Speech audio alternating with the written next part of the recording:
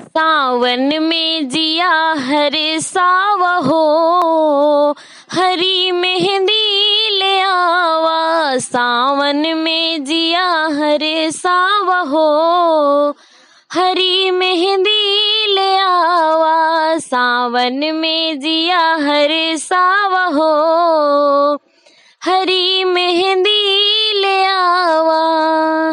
मेहंदी ले आवा, हरी मेहंदी ले आवा। मेहंदी ले आवा, हरी मेहंदी ले आवा। हमरो जिया हर सावहो, हरी मेहंदी ले आवा। सावन में जिया हर सावहो, हरी मेहंदी ले आवा। सावन में जिया हर सावहो, हरी मेहंदी ले आवा। मेहंदी ले आके ननद से पिसावा। मेहंदी ले आके ननद से पिसावा। गोरे गोरे हथवा पे हमरे रचावा। गोरे गोरे हथवा पे हमरे रचावा।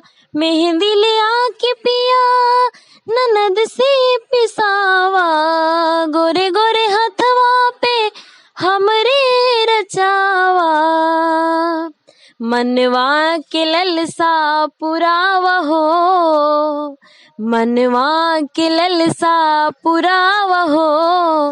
हरी मेहंदी ले आवा। सावन में जिया बहलावहो, हरी मेहंदी ले आवा। सावन में जिया बहलावहो, हरी मेहंदी ले आवा।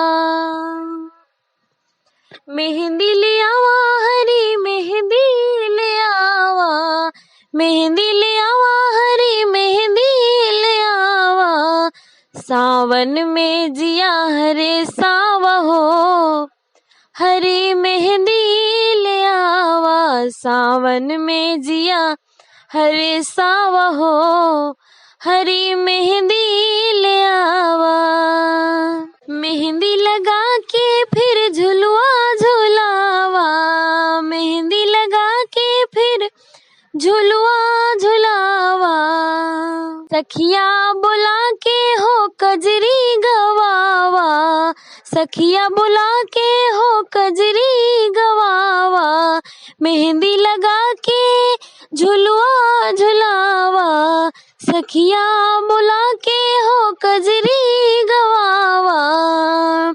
मनवा के ललसा पुरावहो, हरी मेहंदी ले आवा। मनवा के ललसा पुरावहो, हरी मेहंदी ले आवा। सावन में जिया बहलावहो, हरी मेहंदी ले आवा।